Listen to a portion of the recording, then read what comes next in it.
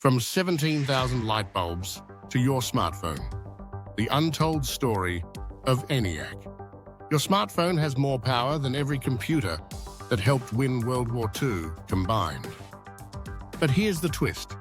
Those early computers weren't made of silicon chips. They weren't even close. They were built out of light bulbs. Thousands of them. Why? Let's rewind the clock.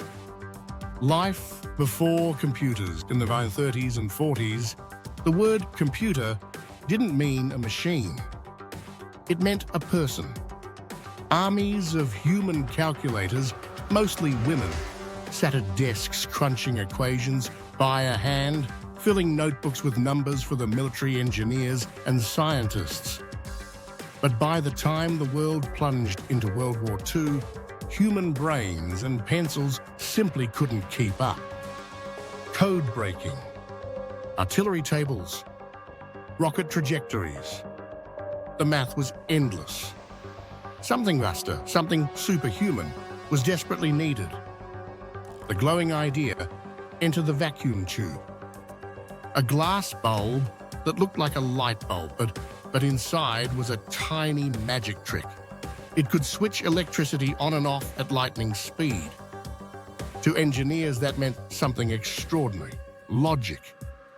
Ones and zeros. Yes and no. The language of machines.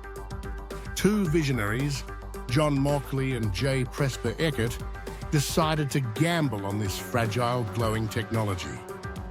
Their dream? An electronic brain, the ENIAC awakens. In 1945, at the University of Pennsylvania, their monster was unveiled, ENIAC, the electronic numerical integrator and computer. It stretched 80 feet long, stood 8 feet tall, and weighed 30 tons, roughly the size of a railroad car. It devoured 150 kilowatts of power, enough to black out a neighborhood.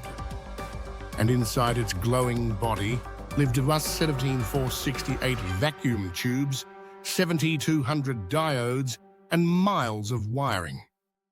When ENIAC roared to life, the entire room pulsed with an amber glow. It looked less like a machine and more like a living, breathing city made of light. But ENIAC wasn't run by scientists in lab coats. Its first true programmers were 6 women: Kay McNulty, Betty Jennings, Betty Snyder, Fran Billis, Ruth Lichterman, and Marlon Westcoff.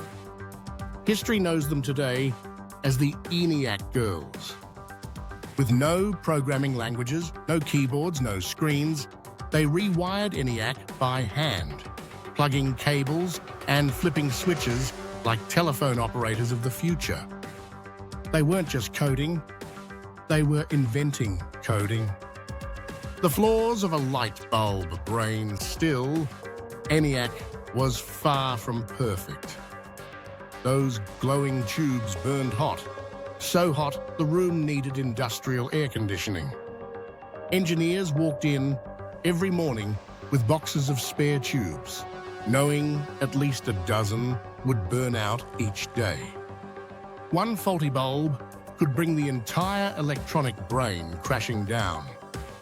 But when it worked, it was unstoppable. ENIAC could perform 5,000 additions per second. What once took humans weeks could now be solved in half a minute. Its first assignment, calculating the trajectory of a hydrogen bomb.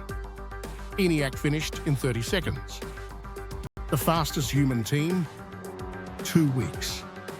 The revolution.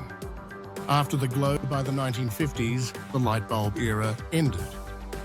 At Bell Labs, John Bardeen, Walter Brattain, and William Shockley invented the transistor, a tiny semiconductor switch that did everything a vacuum tube could, but without the heat, size, or fragility.